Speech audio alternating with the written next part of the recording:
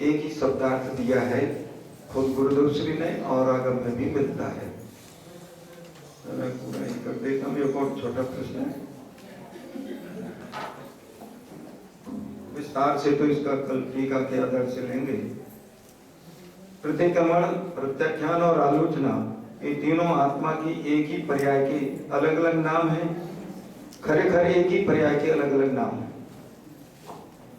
उसमें लिखा है भूत अतीत के कर्म जो हुए अपने द्वारा अपने वर्तमान ज्ञान में आ रहे, ये तो मोहराग्नि स्वरूप परिणाम, लेकिन निमित्त का भी स्मरण उसमें किया गया। तो पूर्व बाधित कर्म वर्तमान में उदय आए तो उनका परिणाम अपना हुआ भाव कर्म। तो अतीत में किए हुए जो भाव कर्म उनका वर्तमान में क्या करना, मिथ्यामि दुक्कड़म बोलते ना, वो सब मेरे स्वभाव रूप नहीं है, उसका भी शुद्धोपयोगी उसका इलाज है। मेरा स्वरूप में लीन था और जो पूर्व बाधित कर्मों के उदय से हुए भाव कर्म और उनमें से जीव ने निवर्तन कर लिया, पीछे ले लिया अपने को, अतिक्रमण का प्रतिक्रमण जैसे कहा था। तो उसी प्रकार वर्तमान में हुए दोषों का भी वही स्वरूप का अवलंबन, और ये परिणामों से जो बंधते हैं कर्म जो भविष्य में उदय आएंगे और पुनः भाव कर्म आदि होंगे, उनसे भी निवृत्ति अर्थात एक शुद्ध स्वभाव के आश्रय से होने वाली जो वीतराग प्रणति, वही प्रतिक्रमण है, वही आलोचना और वही प्रत्याख्यान है। और जैसे समय सारणी में 34 नंबर की गाथा है जिसमें ये बात कही है, स्वभाव पर ही जान प्रत्याख्यान भावों का करे, इससे नियम से जानना ज्ञान ही प्रत्याख्यान है। यानी कोई पुस्तक है उसको मैं अपनी जानता था और अपनी जान के ले जा रहा था। भाई जी ने कहा भाई साहब देखना, मैं देखा इसमें तो भाई जी ने लिखा है, मैंने क्या जाना, यह मेरी नहीं है। ऐसे जितने विकारी परिणाम आदि जो हो गए, हो रहे हैं और होंगे, उन सबसे मेरी सत्ता न्यारी और मैं स्वरूप सत्ता में ही लीन रहता हूँ। तो वो एक ही परिणाम जो वीतरागी परिणाम, उसमें तीनों का ही समावेश हो जाता है। इस तरह का है। कल और अपन और उसके समय सारणी के आधार से इसका विस्तार से देखेंगे। देखिए एक चीज है, सम्यक दृष्टि ज्ञानी के ही प्रतिक्रमण प्रत्याख्यान आलोचना लागू होते हैं। जिसको मिथ्यात्व का प्रतिक्रमण नहीं हुआ, मिथ्यात्व गया नहीं, उसके लिए कोई मायने नहीं रखते। फिर भी विशुद्ध परिणाम हो तो वो बराबर वीतरागी प्रति कोई दोष लगा हो तो अपनी आलोचना करता है, ऐसा करता है, वो एक विशुद्धि का परिणाम हो सकता है। खरेखर तो वेद ज्ञान ज्योति प्रकट होते ही उस जीव को, अरे रे मैंने अज्ञान दशा में कैसे कैसे प्रणाम किए थे, हे प्रभु, और वो तो विश्व भाव प्रतिक्रमण ख्याल में है ना। और यहाँ तो शुद्ध आत्मा का आश्रय लिया तो वर्तमान का भी हो गया, भूत का भी होगा और भविष्य का भी होगा। तो इस प्रकार के समस्त मोहराग इस परिणामों का त्याग, अतीत में किए हुए परिणामों के प्रति क्या हो गया, ममत्व का एकत्व का त्याग, वर्तमान में हो रहे उनके प्रति भी ममत्व एकत्व का त्याग, और आगामी भविष्य में होंगे उनके भी ममत्व एकत्व आदि का त्याग। ये इन गाथाओं में 383 से 387 आदि जो है इनमें इस बात का उल्लेख किया गया है। लेकिन एक बात और इस प्रसंग बताने में याद आ गई कि एक नवंबर 2014 में हीराबाद से अपनी जैन तीर्थ क्या एक पत्रिका निकलती है, भारतवर्ष दिगंबर जैन कमेटी की, तीर्थ रक्षा कमेटी, उसमें एक विद्वत परिषद दूसरी चलती है। उन्होंने ऐसा नियम पास कर दिया, हाँ बहुत शार्ट जरा इसी प्रतिक्रमण के बारे में भाई इसलिए बताने में याद आया। और उसमें उन्होंने लिख दिया कि ये जो समय सार सोनगढ़ से छपे है, इसमें जो प्रतिक्रमण को विषकुंभ का और अप्रतिक्रमण को अमृत कुंभ का, ये बिल्कुल गलत है। ये हमारे विद्वानों ने जाकर के श्रवण बिलगुला में ताड़पत्रों से देखा तो वहां तो लिखा मिला प्रतिक्रमण अमृत कुंभ है और अप्रतिक्रमण विष कुंभ है। तो मेरे को मेरे मित्रों नाते पुते डॉक्टर अशोक बोरा का पत्र फोन आया और उन्होंने कहा इसमें आपका क्या कहना है। तो मुझे तुरंत याद आया ये दो गाथाएं लास्ट मोक्ष अधिकार की 306 और 307, उसमें प्रतिक्रमण प्रतिसरण और वो निंदा आदि जितने भी हैं, ये सब को सब उनका चर्चा उसमें है कि ये मूल में है कि प्रतिक्रमण क्या है, विष कुंभ, और अप्रतिक्रमण अमृत कुंभ। वो किस अपेक्षा कहा कि तुम शुद्धोपयोग को छोड़ करके उस स्वभाव क्रिया में जाते हो परिणाम में। तो ये मुनि हो, त्यागी हो, धर्मात्मा जो भी हो, पांचवें वाला, चौथे, पांचवें, जो भी, वैसे मुख्य रूप से पांचवें छठवें को ये चारित्रवान के लिए लिया है। आज गुरुदेव की उसमें आया भी था, तो वो मैंने देखा।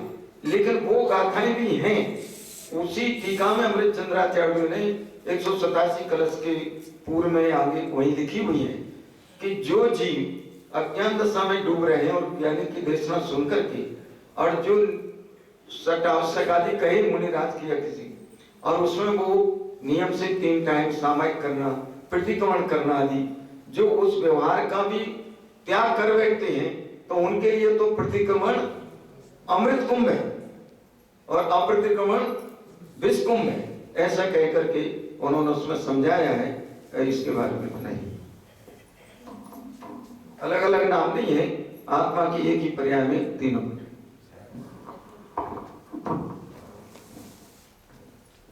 कर्ता कर्माधिकार में बताए गए अकर्तृत्व भाव और सर्व विशुद्ध ज्ञान अधिकार में बताए गए अकर्तृत्व भाव में कोई तफावत है क्या?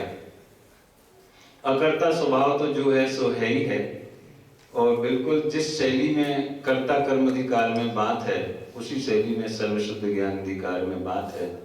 दोनों के अकर्ता स्वभाव और प्रतिपादन शैली दोनों में कोई अंतर नहीं है, दोनों एक ही है।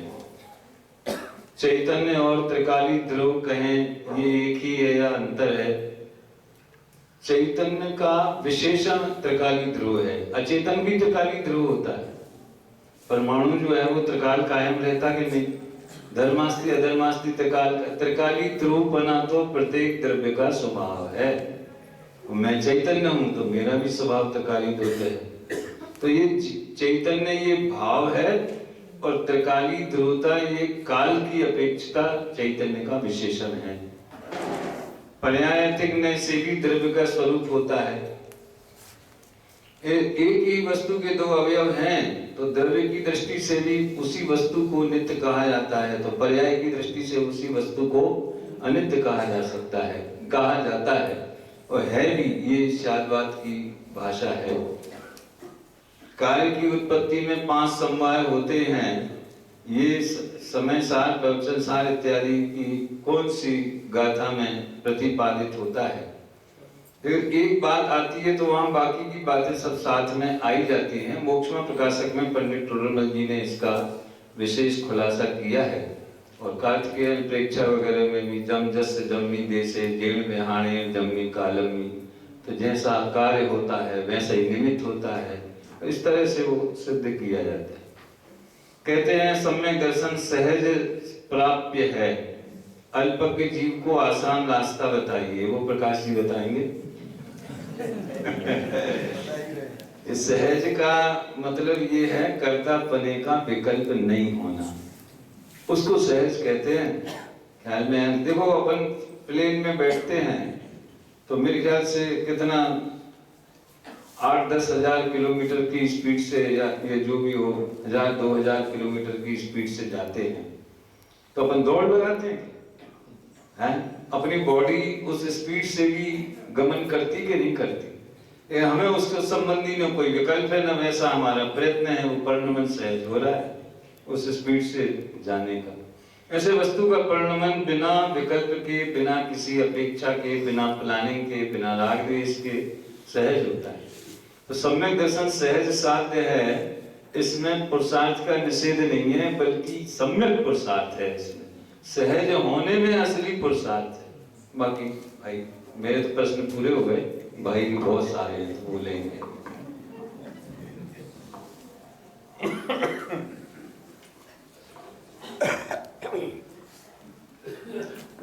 कल के 3-4 प्रश्न रह गए थे।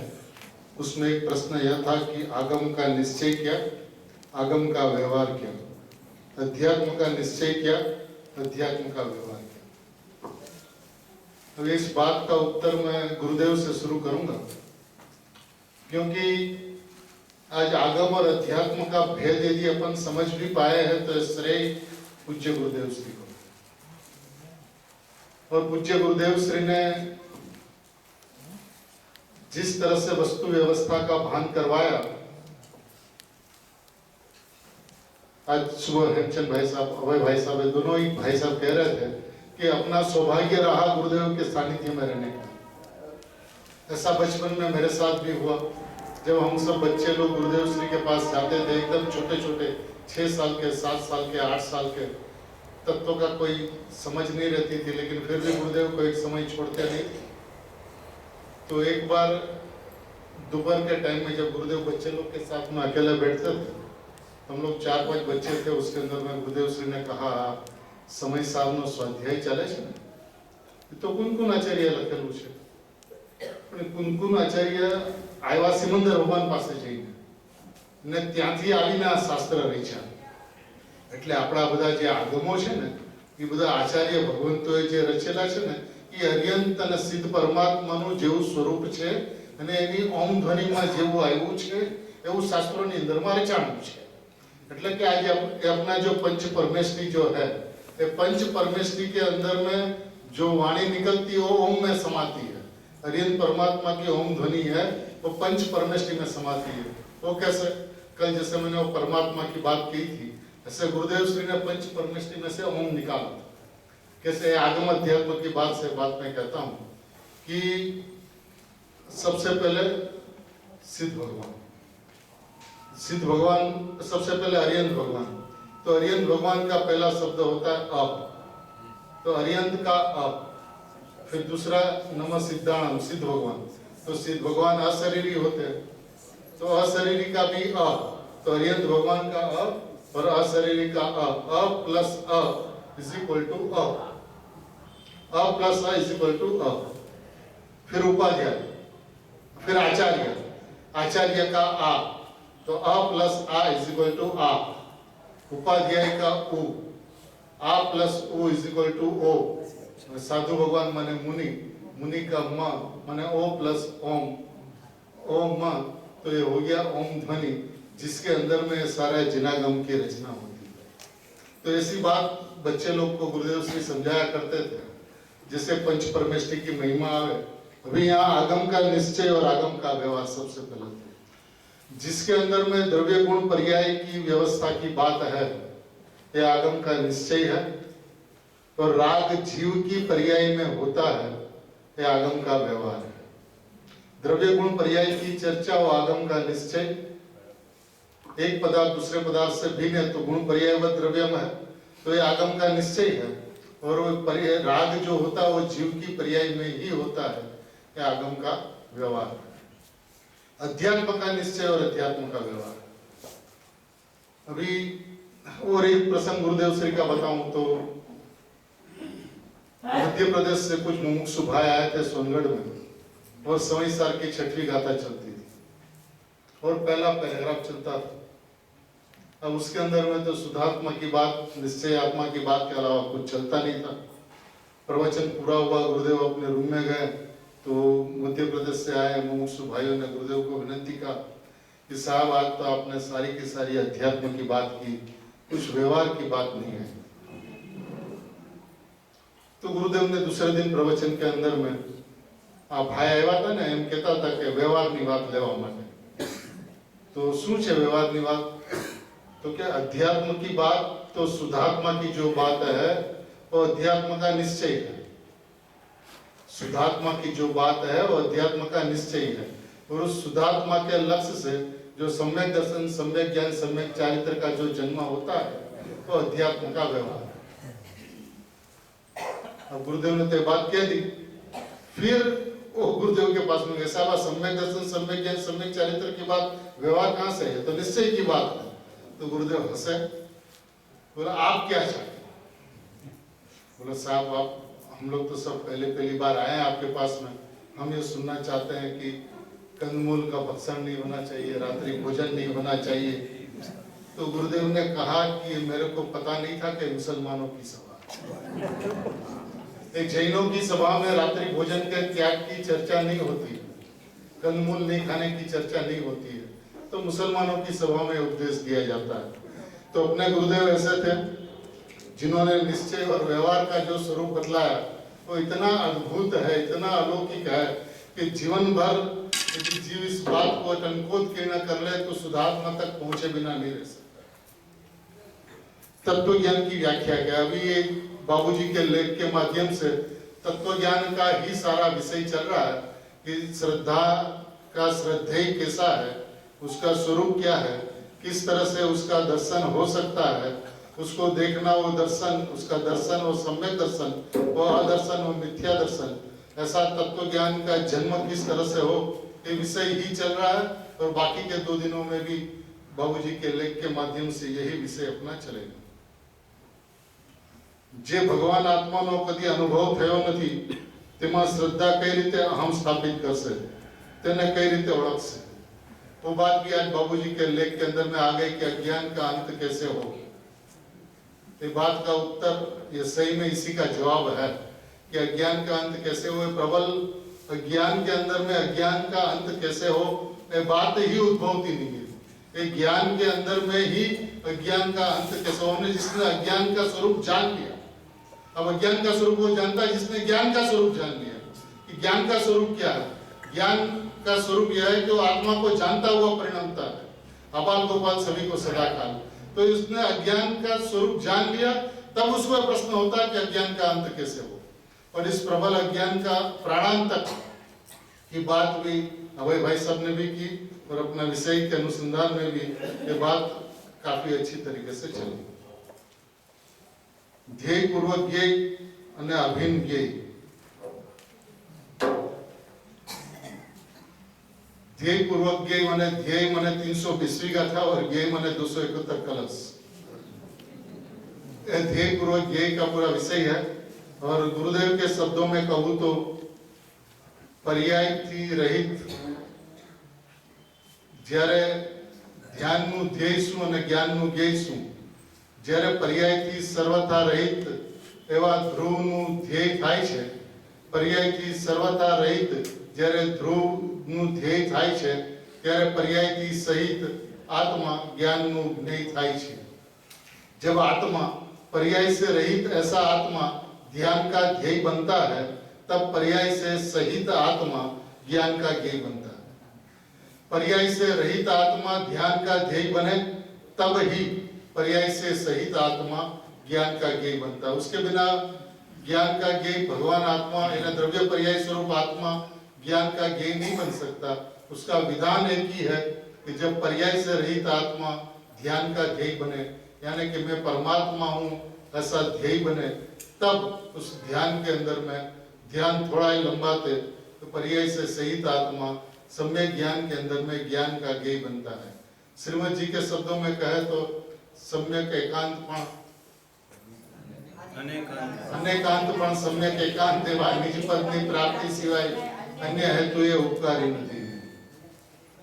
तो अपन जिस द्रव्य पर्याय के ज्ञान की चर्चा करते हैं वो सार्थक तभी होता है जब ज्ञान का ध्येय भगवान आत्मा बनता है, तब ज्ञान का ध्येय यानी पूरा आत्मा यानी कि अनेकांत आत्मा यानी कि सम्यक अनेकांत यानी कि स्यादवाद यानी कि जैन शासन की अनुभूति का जन्म तब होता है जब पर्याय से रहित आत्मा ध्यान का ध्येय बनता है। अभी अभिन्न ज्ञेय की चर्चा काफी विस्तृत चर्चा है, काफी सूक्ष्म चर्चा है, तो विषय कहीं कहीं चला भी है। फिर कभी अवसर पे ये विषय को विस्तार से अपन लेंगे। अभी वो विषय लेने के लिए काफी समय चाहिए, तो उसके अभी इसको नहीं लेंगे। एक तरफ एम केवुं छे के दर समये सामान्य ज्ञानનો ઉત્પાદ થાય છે અને તે જો સ્વ તરફ ઢળે તો સમ્યક જ્ઞાન। બીજી તરફ કહે છે કે આબા ગોપાલ સૌને પોતાનો આત્મા નિરંતર જાણવામાં આવી રહ્યો છે। આ બંને વચ્ચે મેળ કેવી રીતે છે? बात यह है कि प्रति समय जो उपयोग का जन्म होता है वो उपयोग सामान्य ज्ञान है। उसके अंदर में सम्यक ज्ञान और मिथ्या ज्ञान ऐसा विभाग नहीं होता। ये सामान्य ज्ञान का जन्म होते ही वो जिसको विषय करे, स्वभाव को विषय करे तो सम्यक ज्ञान और पर को विषय करे तो मिथ्या ज्ञान, माने विषय भेद से सम्यक ज्ञान या मिथ्या ज्ञान नाम को पाते हैं। जन्म सम्यक ज्ञान का भी नहीं होता और सम्यक मिथ्या ज्ञान का भी नहीं होता। जन्म ज्ञान का होता है और समय भेद बिना स्व तरफ या पर तरफ झुकता हुआ विषय भेद से वो सम्यक ज्ञान या मिथ्या ज्ञान ऐसा नाम पाता है। उसी तरह से आबाल गोपाल सभी को सदाकाल भगवान आत्मा अनुभव में आ रहा है। ये सामर्थ्य की बात है, क्योंकि पर्याय की व्यवस्था को भी देखा जाए। अभी अपन श्रद्धेय की चर्चा करते थे, सम्यक दर्शन के विषय की चर्चा करते थे, लेकिन यदि प्रमाण की अपन चर्चा करें, द्रव्य पर्याय स्वरूप वस्तु की चर्चा करें, तो पर्याय द्रव्य से कथनचित भिन्न भी है और कथनचित अभिन्न भी है। जब पर्याय पलटती है तो कथनचित भिन्न है, और वो पर्याय अभिन्न है तो उसके अंदर में द्रव्य होना चाहिए। यदि पर्याय द्रव्य से अभिन्न है और उस पर्याय के अंदर में द्रव्य न हो तो पर्याय द्रव्य से अभिन्न कैसे? अभिन्न है तो द्रव्य होना चाहिए। तो इसलिए आबाल गोपाल सभी को सदाकाल वो वर्तमान वर्तती पर्याय में सामर्थ्य रूप भगवान आत्मा जानने में आ रहा है। अब उसका लक्ष्य वहां पे नहीं है, दृष्टि वहां पे नहीं है। गुरुदेव श्री तो ये कहते थे कि पर्याय के अंदर में आत्मा की विद्यमानता, माने त्रिकाली ध्रुव प्रकट विद्यमान तो है, लेकिन प्रकट होती हुई पर्याय के अंदर में भगवान आत्मा की विद्यमानता। करना क्या है? तो गुरुदेव श्री एक दृष्टांत देते थे बाइनोक्यूलर का, इस बच्चे लोग को समझाने के लिए। जब गुरुदेव श्री शिखर जी गए थे तो शिखर जी के अंदर में एक जैन म्यूजियम है, और उस जैन म्यूजियम के अंदर में एक बाइनोक्यूलर है जो सबसे ऊपर की टोंक का एक बोर्ड दिखाई देता है। अब नीचे से आप वो बाइनोक्यूलर से देखिए तो बस एक पट्टी जैसा दिखता है, कुछ नहीं दिखता। फिर वो दूसरा दूरबीन आपको दिखाते हैं, उसके अंदर में वो बोर्ड दिखता है। फिर तीसरा दूरबीन से दिखाता है, उसके अंदर में कुछ लिखा हुआ दिख रहा था। चौथा दूरबीन के अंदर में गौतम गंधर टुक लिखा हुआ साफ साफ पढ़ाई। अब गुरुदेव श्री ये कहते थे कि पर्याय के अंदर में ज्ञायक की मौजूदगी है, लेकिन सामर्थ्य रूप है। जब ज्ञायक का ज्ञान और श्रद्धान होता है तो इसका एनलार्जमेंट होता है, जैसे उस बोर्ड का हुआ एनलार्जमेंट होता और कुछ नहीं होता। भगवान आत्मा की तो मौजूदगी है। जब ज्ञायक के ऊपर जानना और उसका श्रद्धान होता है तो परिणाम के अंदर में उसका एनलार्जमेंट होके स्वानुभव, स्वसंवेदन, सम्यक दर्शन, निर्विकल्पता का जन्म हो जाता है।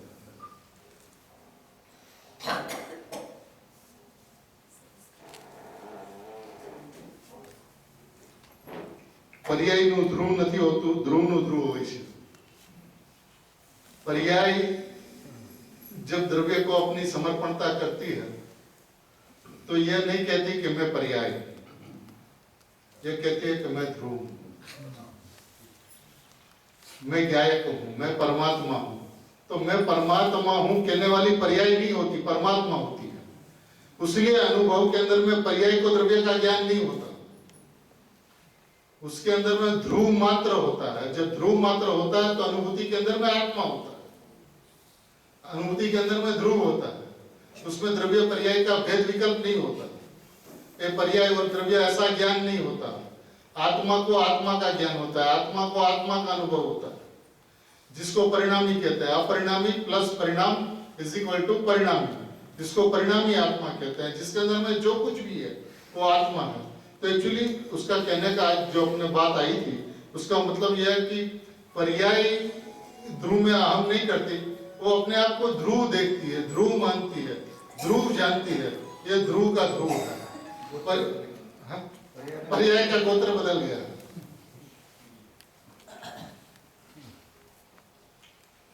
निश्चय नहीं का विषय भगवान आत्मा नहीं है।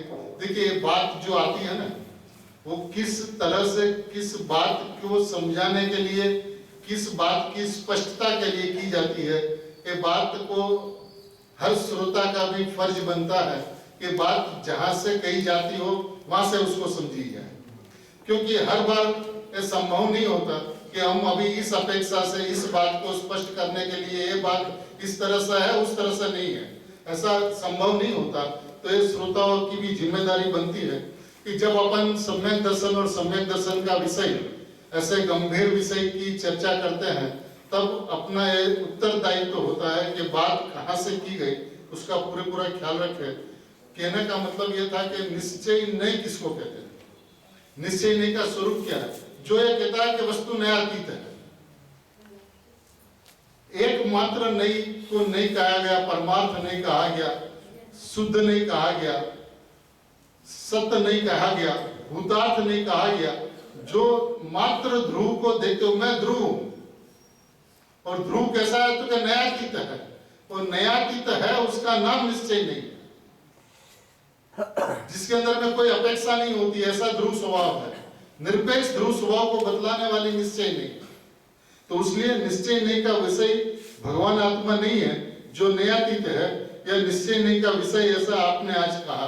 तो उसका अर्थ यही था कि जब निश्चय नहीं कहा कब जाता है कि जब वस्तु को अपने स्वभाव से देखा जाए, परमार्थ वस्तु को परमार्थ से देखा जाए, भूतार्थ से देखा जाए, सत्यार्थ से देखा जाए, जैसा स्वभाव है उसको निरपेक्षता से देखा जाए, तो उसको निश्चय नहीं कहते हैं।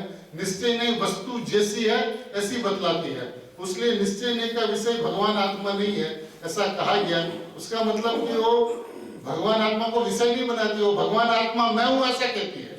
विकल्प के अंदर में भी, ज्ञान के अंदर में भी जो विकल्प चलता है उसमें मैं परमात्मा हूं ऐसा चलता है। और जब अनुभूति हो जाती है तो अनुभूति के पहले वो निश्चय नहीं का जन्म हुआ, निश्चय नहीं का पक्ष था ऐसा कहा जाता है।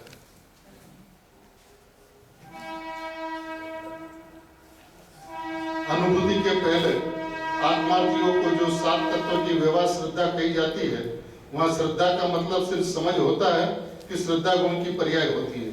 यह विषय बाबूजी ने पूरा का पूरा अत्यंत स्पष्ट शब्दों के अंदर में यह विषय का स्पष्टीकरण किया कि पहले तो क्या होता है बताया कि उसको निमित्त बनाकर फिर निमित्तता को खींचकर पहले निमित्त बनाना, पहले 7 तत्वों की व्यवस्था को समझना कि 7 तत्व क्या उसको माने ही नहीं, समझे ही नहीं, वो तो असत्यार्थ है, अभूतार्थ है ही है, तभी अपने को उसको जानने की भी जरूरत नहीं है। ऐसा आत्मार्थी नहीं होता। वस्तु की व्यवस्था के अंतर्गत द्रव्य गुण पर्याय की व्यवस्था, 6 द्रव्यों की व्यवस्था, 7 तत्वों की व्यवस्था, 9 पदार्थों की व्यवस्था, जड़ चेतन की भिन्नता की व्यवस्था, सारी की सारी उसके ज्ञान के अंदर में होना चाहिए। स्वाध्याय उसका नियमित खुराक होना चाहिए। यदि वो 1 घंटा पूजन करता है तो 3 घंटा उसका स्वाध्याय होना चाहिए, 2 घंटा पूजन करता है तो 6 घंटा उसका स्वाध्याय होना चाहिए। ये सारी परिपाटी जो है, आज अपन 45 साल गुरुदेव श्री थे और आज वो दूसरे 36 साल गए, तो 81 साल से गुरुदेव की वाणी अविरत पने चल रही है, उसको अपन नियमित सुन रहे हैं। तो ये हमारे जीवन के अंदर में शास्त्र स्वाध्याय के बिना तो अपना जीवन सोच ही नहीं सकते। और ये सब कुछ होने के पश्चात यदि मूलभूत बात पे अपन नहीं आया तो शास्त्र स्वाध्याय नहीं। जिसे गुरुदेव श्री को कहा गया, स्टार ऑफ इंडिया में रहते थे, 3 साल 3 महीना 3 दिन वहां पे रहे, और जब स्वाध्याय मंदिर का जो प्रांगण है वो जगह ले ली गई, और रामजी बापू जी ने जाके गुरुदेव को दिखाई ये जगह कि साहब यहाँ आपने स्वाध्याय मंदिर बनावशु नहीं, आपने नियमित स्वाध्याय था से। गुरुदेव श्री का उत्तर क्या था? मारा माटे काई नहीं बनावशु, मारी कोई जवाबदारी नहीं। मारू मन थसे तो करीस, नहीं मन थसे तो जंगल में चलो। स्वाध्याय करने वाले वक्ता श्रोता को सुनाने के लिए नहीं सुनाते, वक्ता अपना स्वाध्याय। गुरुदेव श्री ये कहा करते थे कि हम तो अपना स्वाध्याय करते हैं, थोड़ું જોરથી કરીએ છીએ, થોડુંક મોટેથી કરીએ છીએ, એમાં સમાજનું હિત થઈ જાવ તો ભલે થઈ જાવ, અમને કાંઈ વાંધો નથી। तो वक्ता की जिम्मेदारी यह है कि वो अपना स्वाध्याय करे, अपने स्वभाव को घूटे, अपने स्वभाव को ऊर्ध्व रखे, और श्रोता की जिम्मेदारी यह है कि जो बात जहां से कही गई हो वो स्वाध्याय के माध्यम से किस बात का एजेंडा है, क्या सिद्ध करना है, कहां पे ले चलना है, कहां से छुड़ाना है। अब जब ग्रहण त्याग से शून्य तो शक्ति की बात चले तो क्या समझना, फिर ग्रहण त्याग की कोई चर्चा ही नहीं। ऐसा बात को जो विषय जो चल रहा है उसके अंतर्गत जो बात है उसको उसके तय में जाकर, उसके खूने में जाके, उसके अंदर में जाके, उसके गर्भ में जाकर, उसके तल में जाकर इस बात को तलाशनी है। अब 7 तत्वों का यदि स्वरूप ही नहीं जाने तो नहीं हो सकता, और 7 तत्वों को सम्यक दर्शन का व्यवहार श्रद्धा की अपेक्षा से निमित्त का ज्ञान कराने के लिए इस 7 तत्वों को जानकर उसका अनेक पना और या एक पना, पुण्य पाप आश्रव बन समर निजरा मोक्ष ऐसा अनेक पना, या 7 तत्व ऐसा एक पना, उसको है ही जानकर, पहले तो जाना तब तो है ही जानेगा, यदि जाने नहीं तो है ही कैसे करेगा। तो 7 तत्वों का स्वरूप को जानकर उसमें छुपी हुई आत्म ज्योति को उपादेय करके माने उसका लक्ष्य करके, उसमें अहम करके, उसमें एकत्व करते, उस पर्याय का जन्म ही नहीं, माने उसके तरफ लक्ष्य ही न जाए, है ही पर्याय के ऊपर दृष्टि ही न जाए, उसको है कहते हैं। तो आज बाबूजी ने ये बात को अत्यंत स्पष्ट किया कि पहले निमित्त को बदलाने के लिए 7 तत्वों को व्यवहार श्रद्धा को सम्यक दर्शन कहा, लेकिन यहाँ से दृष्टि को खींचकर तो 7 तत्वों को अदृश्य करके, ये शब्द था 7 तत्वों को अदृश्य करके, उसकी निमित्ता को खींचकर उपादेय तत्वों का लक्ष्य करके, तो बहुत ही अभूतपूर्व तत्व अपने को मिला है। जिनवाणी के चारे पड़खों से गुरुदेव ने वस्तु तत्व को स्पष्ट किया है। सोगानी जी, बाबूजी, लालचंद भाई जैसे पुरुष भी गुरुदेव के शासन काल में हुए, जिन्होंने अध्यात्म को अत्यंत स्पष्ट किया, गुरुदेव की वाणी को जन जन तक सही रूप में पहुंचाया। तो ये अपन पूरा सौभाग्य है। तो अपन इस बात को अच्छी तरीके से, जहां से जो बात की जाती है वहां से उस बात को समझकर, श्रद्धा का मतलब सिर्फ समझ होता है ऐसा नहीं, श्रद्धा का मतलब श्रद्धेय के अंदर में लीनता होता है। समझना, बुद्धिपूर्वक समझ लिया तो उसका क्या मतलब है। कल एक बात कही थी श्रीमद जी की, सांभळू, समझू ने समाऊ। सुनना, सुन के समझना और समझ के समा जाना, इसका नाम श्रद्धा है। व्यवहार श्रद्धा तब तक व्यवहार श्रद्धा नहीं कहलाती जब तक निश्चय श्रद्धा का जन्म न हो। निश्चय श्रद्धा का जन्म होने के पश्चात ही ये 7 तत्व की श्रद्धा को व्यवहार सम्यक दर्शन कहा जाता है। समझना और हाँ, समाना, समझ लेना माने अभी बुद्धि के अंदर में बैठ गई, धारणा में बात आ गई, सेव समय आ गए, उससे कुछ होने वाला नहीं। धारणा प्रयोग में काम में नहीं आती तो अनुभूति में काम में कहां से आए। अपन उसको यूं कह सकते हैं कि देशना सुनी, प्रयोग तक भी आ गया। हाँ। और अंदर में समाने का जो पुरुषार्थ होना चाहिए वो नहीं हुआ, तो वहीं अटक करके बैठा। हाँ। गुरुदेव जी एक बहुत अच्छे दृष्टांत देते थे हम लोगों को, बच्चे लोगों को, कि कोई घर के अंदर में मेहमान आवे, घर के अंदर में मेहमान आवे और कोई 7 साल की बेटी खड़ी हो सामने, और माँ और बेटी को बोले कि जा बुआ को जाके बोल 1 गिलास पानी लेके आ। थोड़ी देर के बाद में वो बेटी वहीं पे खड़ी है, उसको पूछा गया, बेटा तूने सुना नहीं? मैंने सुना पापा, ऐसा आपने ऐसा कहा कि मेहमान आया, 1 गिलास बुआ को जाके बोलो 1 गिलास पानी दे देंगे। बेटा अच्छा, भाई साहब आए हैं, गर्मी में आए हैं, पसीने से रेपजेब हो रहे, 1 गिलास पानी लेके आओ। फिर थोड़ी देर बाद में देखते तो फिर वही कि बेटा तूने नहीं सुना? मैंने सुना ना पापा, आपने कहा बाहर से आए, गर्मी में आए, पसीने से रेपजेब हो गए। अब इसको लौकिक के अंदर में अपन कितना सुना के सुनना उसको कहते हैं कि उसके बदले 2-3 साल की बच्ची हो और अपनी बुआ को जाके बोले भू, पानी भी नहीं बोल सके, भू, तो उसको अपन समझा देते। समझना ऐसा कहते हैं जो एक्शन में आ जाए, स्वरूप की लीनता की बात हो तो उसके अंदर में लीन हो जाए, उसका नाम समझना है।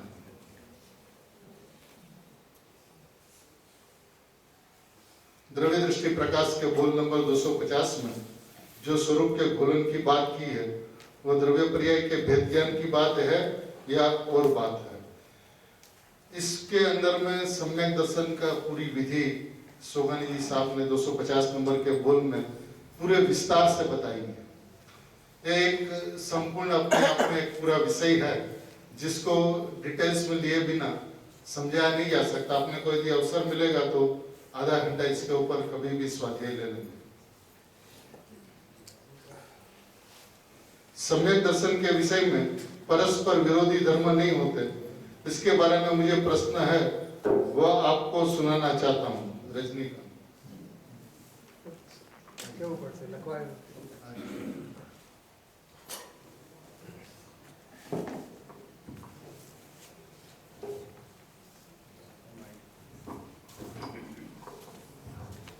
यहाँ 6 साल पहले जो शिविर हुआ था उसका नाम था दृष्टि का विषय।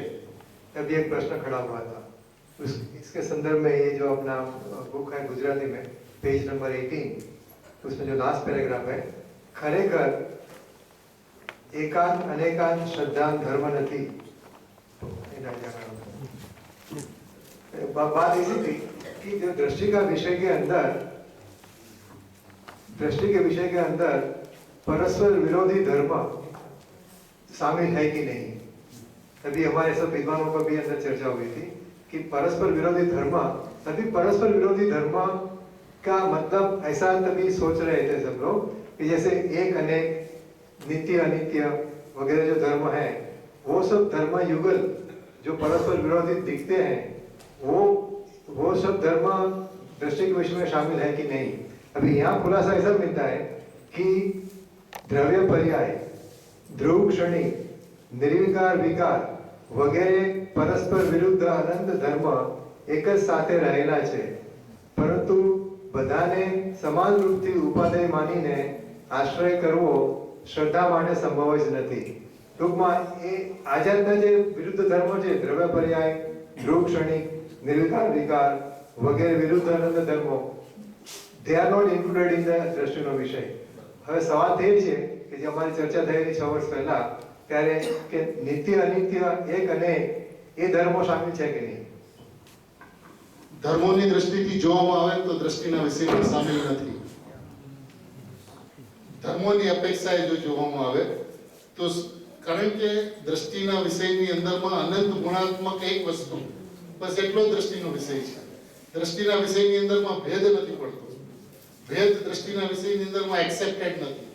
એની અંદરમાં સ્વાભાવિક અભેદ અનેક ગુણાત્મક એક વસ્તુ એટલો દ્રષ્ટિનો વિષય હોય છે। એટલે આપણે ગુણભેદને નથી જોતા, જેમ જ્ઞાન, દર્શન, ચારિત્ર, વીર્ય, આનંદ, સુખ જે પણ છે બધા એ પણ કે જુદા જુદા આપણે કઈને જોતા નથી, એવી રીતે અભેદ રૂપે સામેલ છે કે નહીં। ધર્મો અને ગુણ એ બંનેની વચ્ચે આંતરો છે।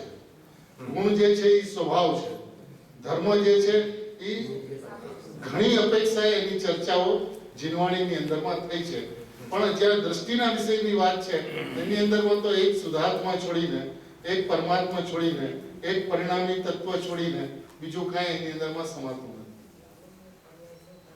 એટલે આ બધા ગુણો જે છે એ જેમ અભેદ રૂપે સામેલ છે એવી રીતે એમાં અનિત્ય નિત્ય ધર્મો નથી સામેલ।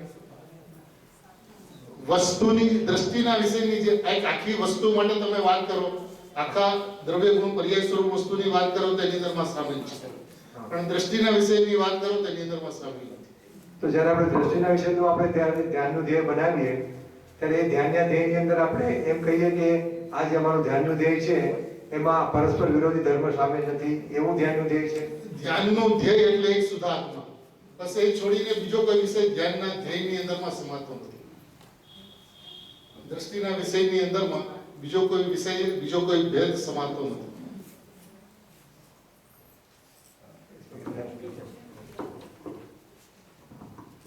ये बात मैंने उठाई थी, आदरणीय बाबूजी वती ने मेरे से कहा तुम इसका संपादन करो।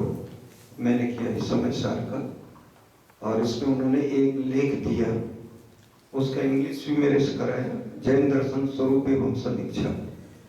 इसमें ये बात आई तो मैंने बात उठाई थी, मैं पढ़ता हूँ, उसका समाधान भी उन्होंने बहुत अच्छा किया है।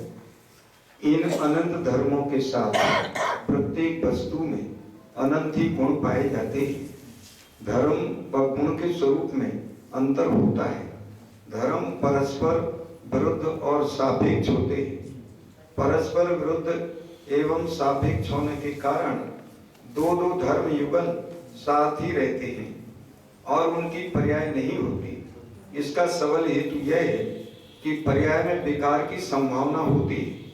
तब जैसे नित्य धर्म में विकारी परिणमन हुआ तो वह अवश्य अनित्य रूप ही होगा, और ऐसा होने से स्वरूप यानी सत्ता से ही पूरी वस्तु अनित्य हो जाने से नित्यता के सर्वनाश के साथ संपूर्ण वस्तु का एक क्षण में ही पूर्ण रूप से नाश हो जाएगा। गुण परस्पर विरुद्ध और सापेक्ष नहीं होते, किंतु प्रत्येक का एक क्षण में ही गुण परस्पर विरुद्ध और सापेक्ष नहीं होते, किंतु प्रत्येक गुण भिन्न स्वभाव वाला निरपेक्ष ही होता है, तथा प्रत्येक गुण द्रव की तरह सदैव ध्रुव होने पर भी प्रत्येक द्रव में प्रत्येक गुण की प्रकृति या स्वभाव के अनुरूप गुण के अतिरिक्त एक समयवर्ती क्षणभंगुर पर्याय होती है। उस पर्याय को ही गुण की पर्याय अथवा गुण का परिणमन कहते हैं। इसी प्रकार अपने शुद्ध चैतन्य धर्म में अनंत ही सुमधुर गुण शाश्वत तथा सघन रूप में एकीभूत एवं परिव्याप्त होने से निःशुद्धात्मानुभूति के क्षण में अनंत ही गुणों की अनंत ही पर्यायों का एक स्वादिष्ट पेय की तरह एक में एक मिलित अखंड इंद्रियातीत अत्यंत विलक्षण एवं असीम सुस्वादु रसास्वादन होता है। अनेकांतिक ज्ञान द्वारा अपनी आत्मा के अतिरिक्त अन्य संपूर्ण विश्व की सत्ता अत्यंत भिन्न ज्ञात हो जाने पर निखिल जगत से रंचमात्र भी प्रयोजन नहीं रहने से सर्वथा निरपेक्ष अपने चैतन्य तत्व की अनुभूति ही क्रियमान होती है। अनुभूति में अनंत गुणात्मक शुद्ध शाश्वत आत्मद्रव भी श्रद्धा व ज्ञान का विषय होता है। अनंत सापेक्ष धर्म व क्षणभंगुर पर्याय उसमें सम्मिलित नहीं होते, क्योंकि धर्म परस्पर विरुद्ध स्वामी है। द्रव पर्याय से संबद्ध होने से एवं परस्पर विरुद्धता तथा सापेक्षता के कारण दो दो धर्म साथ ही साथ रहने से तथा पर्याय क्षणभंगुर अनित होने से उनके अहम एवं अनुभूति में आकुलतापूर्ण विकल्पों का जन्म हुए बिना नहीं रहता। इसका और फिर और भी है। तो इसमें बहुत स्पष्ट है बाबू जी का ये कहना कि देखिए गुरुदेव ने भी खोला है, गुणों की पर्याय होती है, धर्मों की पर्याय नहीं होती। धर्म तो ये वाला है नित्य वो पदार्थ में ऐसी एक सामर्थ्य निरंतर विद्वान है, एक रूप रहे और प्रणमती रहे, एक रूप रहे प्रणमती रहे। लेकिन दृष्टि के विषय में उन्होंने जो नित्य ध्रुव स्वभाव है उसको ही ऊर्ध्व रखा, गुणों का पिंड, ये इनके स्पष्ट है। मैंने ये बात चेतन भाई से भी पूछी थी एक बार फोन पर, तो उन्होंने बताया था कि उनको कहीं मिला है जहाँ गुरुदेव श्री ने एक लाइन में कहा है कि यहाँ धर्म युगल की बात नहीं है, यहाँ वस्तु का जो मूल सत्व है त्रिकाल है वही यहाँ पर लेना, ऐसा इसमें स्पष्ट है। वैसे अधिकतर विद्वानों में चर्चा चलती है और उसमें ऐसा लगता है जो त्रैकालिक है शाश्वत है वो दृष्टि का विषय होना चाहिए। तो उसका थोड़ा अपना चैतन्य की चहल पहल में भी बाबूजी ने वो बात इशारा की और इस लेख में भी है। ज्ञान के धरातल पे तो ज्ञान में पूरे पदार्थ का जो भी स्वरूप है वो सब कुछ उसमें समाया, लेकिन जब दृष्टि के विषय की बात चलती है तो उसमें तो एक शुद्ध जीवंत भाव, परम प्राण भाव, परम भाव ग्राहक शुद्ध निश्चय की बात ही उसमें रहती है। बाकी ये भेद प्रभेद ये सब ज्ञान के भंडार में सब पड़े रहते हैं, उसमें ज्ञान भी समय वैसे हो गया है। मैं एक दो प्रश्न आप सबके सामने छोड़ता हूँ। एक तो प्रश्न है और एक आपके विचार के लिए मैटर है। अनित्य धर्म नित्य है कि अनित्य है? वस्तु में अनित्यता कब नहीं होती, इस दृष्टि से विचार कीजिए। दूसरा, प्रवचन सार के परिशिष्ट में ये शुद्धात्मा क्या है और कैसे प्राप्त होता है। उन्होंने कहा कि अनंत धर्मों का, मैं इस पे कोई कमेंट्स नहीं करता कि दृष्टि के विषय में धर्म है कि नहीं है, इस पे मेरा फैसला सुप्रीम कोर्ट की भांति सुरक्षित है। ध्यान में है ना? मैं आपके विचार के लिए कह रहा हूं कि अनंत धर्मात्मक आत्मा एक धर्मी है, वो अनंत धर्मों का अखंड पिंड है। तो ऐसे श्रुत ज्ञान वो अनंत नयात्मक है और अनंत नयात्मक श्रुत ज्ञान के द्वारा अनंत धर्मात्मक एक धर्मी आत्मा, यद्यपि वो ज्ञान प्रदान कथन है, वैसा अनुभव में प्राप्त होता है। और अनुभव शब्द बहुत व्यापक है, उसमें श्रद्धा की पर्याय भी शामिल है, ज्ञान की पर्याय भी शामिल है, चारित्र की लीनता भी शामिल है, आनंद भी शामिल है, ऐसी बहुत सी चीजें शामिल है। तो जब दृष्टि के विषय की बात करें तो दृष्टि के विषय में दृष्टि ही नहीं है तो धर्म कहाँ से आ जाएंगे और क्या हो जाएगा? दृष्टि के विषय में दृष्टि ही नहीं है तो सारा फैसला तो यही हो जाता है। बाकी इस एंगल से भी अपन सबको सोचना चाहिए। मैं कोई इधर के उधर इसके प्लस या माइनस में। और फिर जब ये चर्चा हुई थी तो उसके बाद में गुरुदेव के प्रवचन में, अब मुझे वो संदर्भ और वो गाथाएं याद नहीं है कौन सी गाथा का प्रवचन था, कि उसमें इस आशय की भी अर्थ निकलते थे कि अखंडपन सब कुछ है। ऐसा भी आता है अखंडपन सब कुछ है, पर इसमें मैंने चर्चा चीन में की थी आप ढूंढना, क्योंकि वो समय सार सिद्धि का एक एक शब्द से भंजन करके छपा रहे ना, तो उनको कोई भाग में बराबर मिला, उन्होंने मुझे बताया था और मैंने पढ़ा भी था।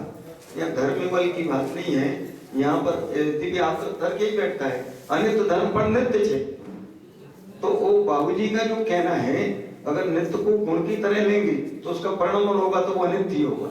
इसलिए दृष्टि के विषय में माने उसमें एक परम भाव ग्राहक शुद्ध निश्चय है, अभेद वृत्ति का विषय है। हाँ, एक और बताया आपका जवाब अभी ले लो। वैसे मैं एक देख रहा हूँ सारे प्रश्न अगर उनकी राइटिंग में पकड़ता हूँ टोटली रजनी भाई के द्वारा लिखे गए। मैं ऐसा समझा कि आप सब निर्विकल्प हैं, आपको कोई प्रश्न नहीं है, सबको समझ में आ गया है, रजनी भाई को नहीं आया। हाँ, जबकि रजनी भाई एक्चुअली इतना स्वयं उद्भट विद्वान आधार में कहूँ, उन्होंने प्रवचन सार आदि समय सार आदि के प्रश्नोत्तर बना रहे और बहुत गहराई से पढ़ते हैं। मुझे भी बहुत कुछ लाभ मिलता है, मैं स्पष्ट रूप से ही बात कर रहा हूँ। मैंने गुरुदेव श्री ने कहाँ क्या क्या कहा, ये भले वहाँ रहते हैं विदेश में लेकिन वो स्वदेश की ही बात करते हैं। हाँ, हम सबको भी उसका फायदा उठाते हैं। मेरा कहने का तात्पर्य ये है आप लोग बनाइए प्रश्नों का समाधान आएगा तो आपको सचमुच में कुछ लाभ मिलेगा। ये तो हायर लेवल की चर्चा चली, नित्य धर्म है कि नहीं है, सारे ये चीजें, ये तो आपका अभ्यास होगा तो उसको आनंद आएगा। किस अपेक्षा से गुरुदेव कह रहे हैं, कौन सी अपेक्षा से बाबूजी का कह रहे हैं, तब प्रश्न बनाइए। एक प्रश्न है, अब इसको कल ले लेंगे, टाइम हो गया। हम बाळकोना हृदयમાં પધારી અંતરનું આંગણીઓ પાવન કરનાર કહાન ગુરુદેવનો પરમ ક્ષેત્રને મહાવિદ્ય બતાવનાર શ્રી કહાન ગુરુદેવનો કહાન ગુરુદેવના પરમ ઉપકારનો ભારતના ભાગ્ય વિધાતા કહાન ગુરુદેવનો સમ્યક દર્શનના આવિષ્કારતા કહાન ગુરુદેવનો सम्यक दर्शन रूपी फैक्ट्री ना